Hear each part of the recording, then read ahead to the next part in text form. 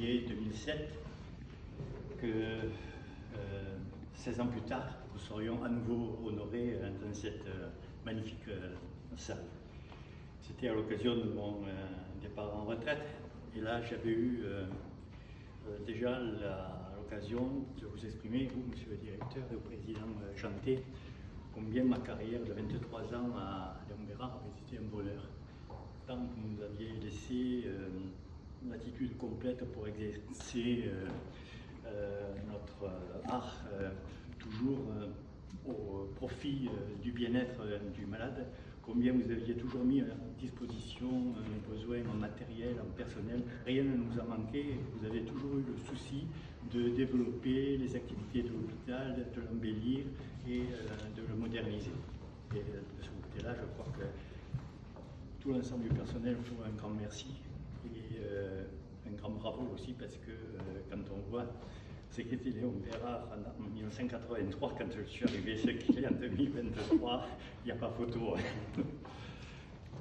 Donc, quand qu'est-ce que je voulais dire là, quand on s'est rencontrés en 2014, en novembre 2014, vous avez appris que le docteur, j'étais devenu randonneur animateur. Vous m'avez demandé si je serais d'accord pour animer des randonnées pour le club Cœur et Santé, à l'origine duquel vous étiez avec d'autres confrères. Vu mon attachement à l'hôpital, je ne pouvais pas refuser, parce que je gardais toujours un merveilleux souvenir de moments de vie passés avec mon épouse et mes enfants, en plus ici.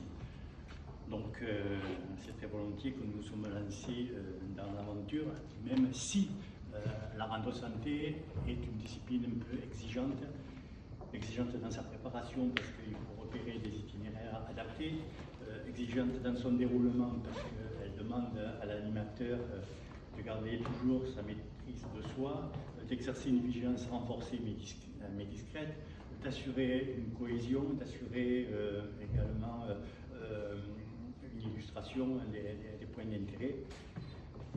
Mais au bout du fil, quelle récompense quand vous terminez la randonnée et que vous dites ah, que je n'aurais pas cru y arriver, ou bien quand vous prenez vos dispositions pour ne pas manquer la randonnée qui est programmée et que vous venez régulièrement. Pour nous, c'est ce qu'il y a de plus valorisant et c'est ce qui est notre meilleure récompense. Alors, comme nous allons bientôt compter 160 ans en deux, nous avons pensé qu'il valait mieux arrêter avant qu'on nous arrête. Hein, il valait mieux que vous n'appeliez pas les secours pour nous, que vous ne rameniez pas sur un brancard. C'est quand même plus sage. Et je voulais vous remercier vraiment du fond du cœur pour la confiance que vous nous avez témoignée.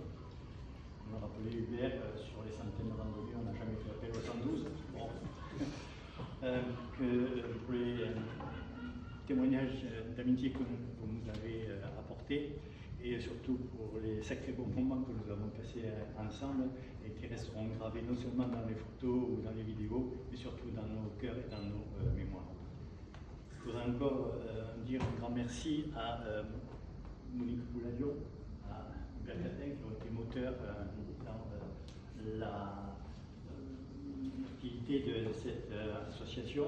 Également, il ne faut pas oublier, je crois, François Gardel, qui est à l'origine, et puis Nathalie Loireau, qui se charge toujours de mettre les photos sur le site du club, toujours pour le faire valoir, parce qu'il faut que ce club santé continue de se développer, continue de vivre. Et puis, je voudrais également, n'est pas là, remercier Marie-Paul Peter, qui a pris la suite de Monique Pouladion, et qui s'est bien investi pour les inscriptions et pour le reste des activités du club.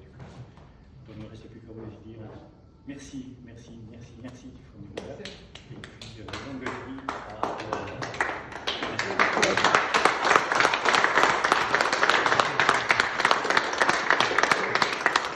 Écoute, juste une réflexion, c'est que j'ai entendu